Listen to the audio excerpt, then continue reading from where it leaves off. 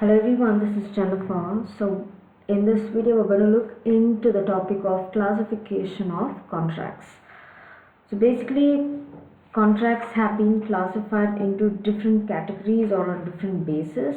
So the first base is classification based on formation, how a contract is formed. Based on that, the contracts has been classified as express contracts, implied contracts and quasi contracts.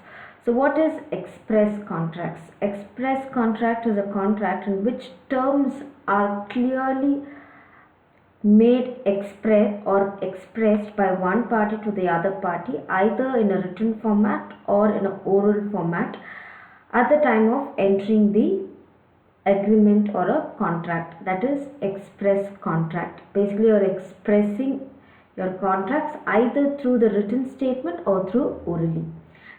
Point 2 is implied contracts. Implied contracts are just the opposite of express contracts, wherein you're not expressing it orally or written but through gestures. Okay, so sometimes individual may not actually express in specific languages their intent to enter into the contract. So basically an implied in fact contract is entered into based on the conduct of the parties. For example, if you hire a gardener to take care of your lawn, you are expected to pay for him when he starts taking care of your garden. So at the later stage, if the gardener is not being paid the amount that he is told, then he can enforce the agreement. Okay, so such contracts are known as implied contracts. So an implied contract is formed only when the gardener could enforce the agreement if he is refused to pay.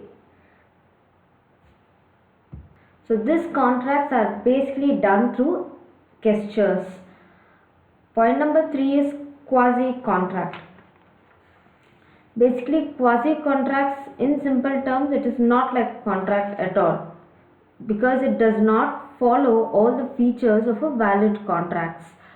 So there are certain transactions which cannot strictly be called as contracts. So maybe for example finding of goods, if you take that as an example, A has found the goods of B which B lost. Okay, so at that time A has the moral responsibility of returning those goods to B. Okay, so that is finder of goods. So there is not exactly a contract which is laying or which is in the an agreement or an explicit agreement between the giver or the receiver of benefit. So at this time probably there is not exactly a contract kind, but it is an obligation kind. Or if you take another example is basically supplying of goods or necessities which to a minors or a married women's. So such things is kind of obligation, but not an exact contract.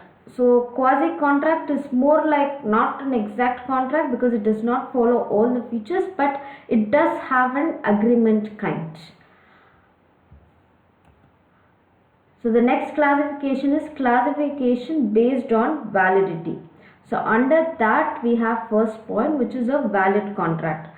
So by the name itself we get to know it's a valid contract. It's a contract which satisfies all the legal requirements of an agreement to act as a contract.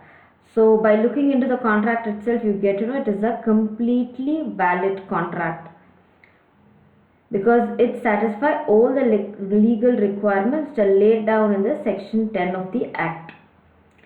Next is void contract. As I told you earlier, a contract which was valid when it was first entered, but in the subsequent period it becomes enforceable due to impossibility of performance. For example, I get into a contract for importing of goods with a foreign country, and if there is a war or if there is a misunderstanding between both the countries, I cannot carry on my imports or export of goods.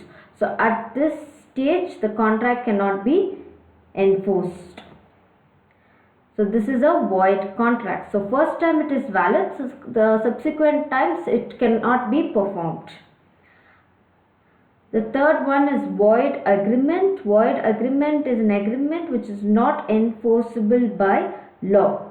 So an agreement with a minor or an agreement with in restraint of trade, etc. are called void agreements, so which is not enforceable by law. The fourth one is voidable contract. A voidable contract is the one that can be set aside at the option of one of the parties to the contract. The party who can rescind the contract is the aggrieved. The other party who causes wrong cannot set aside the contract.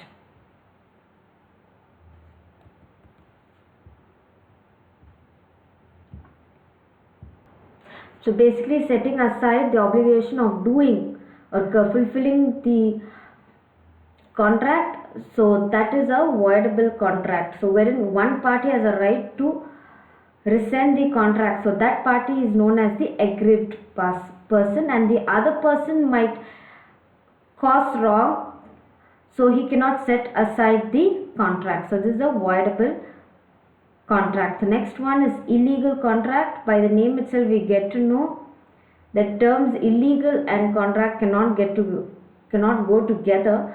So it is basically a contract which is against the law, or which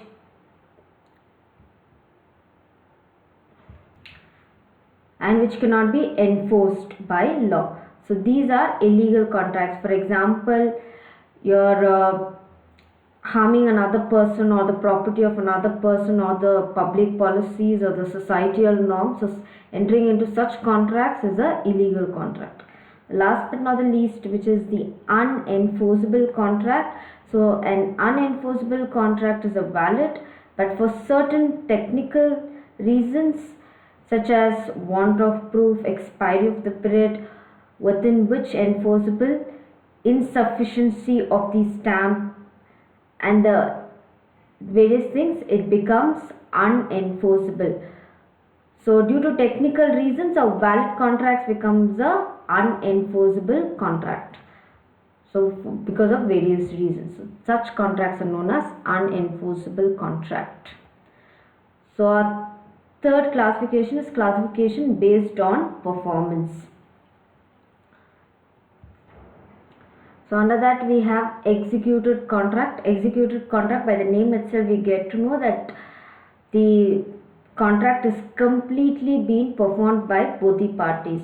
For example, A agrees to buy the property of B for 1 lakh. Okay, so A has bought the property of B and B has got the money 1 lakh. So completely the contract is finished or the duties have been fulfilled. So such contracts are known as executed contracts, which is completely executed, the actions or the duties, and the rights have been and the duties have been performed by both the parties on free consent. So the next one is executory contract. So it is just the opposite of executed contracts, wherein the obligations are not completely being performed. In the same example, if we take A agrees to buy the property of B for 1 lakh. So if you take the same contract, if they are entering into such contract, A has not bought it and B has not received his money. So in this case, both the duties have not been performed. So such contracts are known as executory contracts. So executed contract is completely the obligations are performed, and executory contract is the obligations are not performed.